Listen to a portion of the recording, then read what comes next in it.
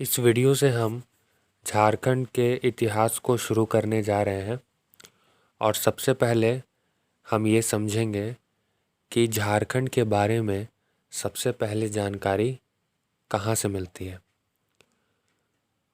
तो आज हम पुरातात्विक स्रोतों से जानेंगे, जैसे कि कहीं पर कुछ खुदाई हुई तो उससे क्या मिला, या फिर जो प्राकृतिक गुफाएं थीं वहाँ से क्या प्राप्त हुआ।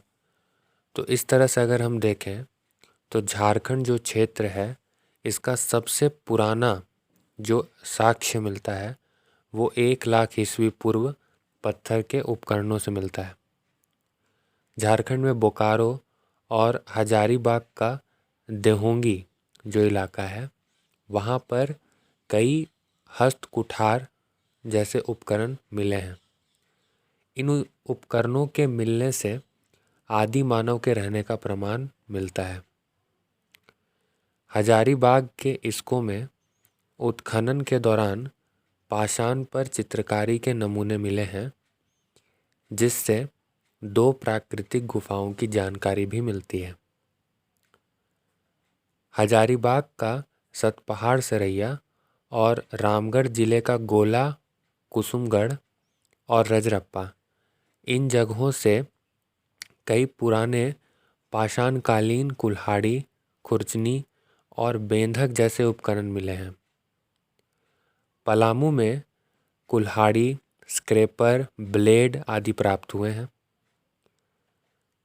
गढ़वा जिले के भवनाथपुर इलाके में शैलचित्र और प्राकृतिक गुफाओं के प्रमाण मिले हैं।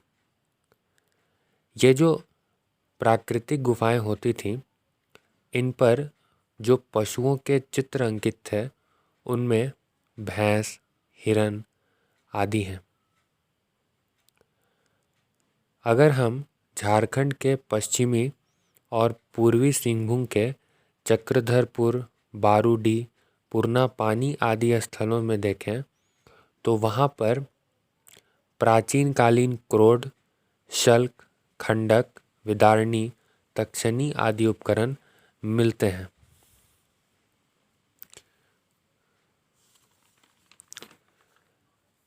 सोन नाला नदी के किनारे कई तरह के मिट्टी के बर्तन और उनके टुकड़े और हथौड़ी आदि मिली है।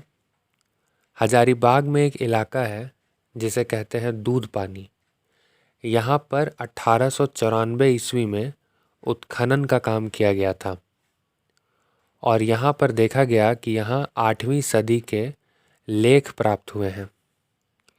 डुमडुमा इलाका जो कि दूध पानी हजारीबाग में है, यहाँ पर 8वीं और 12वीं सदी के मूर्ति के अवशेष मिले हैं। और हम जैसा कि जानते हैं कि झारखंड में बौद्ध धर्म का विस्तार था, तो इन मूर्तियों से बौद्ध धर्म के बारे में पता चलता है। चतरा जिले में प्रतापपुर प्रखंड जो है वहाँ पर मुगल काल के किले मिले हैं। हंटरगंज में जो कोल्हुआ पहाड़ी क्षेत्र है वहाँ से मध्यकाल में जो दुर्ग बनाए जाते थे उनके साक्ष्य मिले हैं। रारू नदी चाईबासा से नवपाषाणकालीन पत्थर से निर्मित अनेक चाकू मिले हैं। पलामू में मुरतिया नामक स्थान से बौद्ध धर्म के अनेक अवशेष प्राप्त हुए हैं, जबकि धनबाद के करुआ क्षेत्र में बौद्ध स्तूप भी पाए गए हैं। बुद्धपुर की पहाड़ियों में बुद्धेश्वर मंदिर के भवनावशेष स्थित हैं और अशोक ने अपने 13वें शिलालेख में जिन आट्विक जातियों का उल्लेख किया था वो झारखंड के ही क्षेत्रों में निवास करने वाली जनजातियां थीं।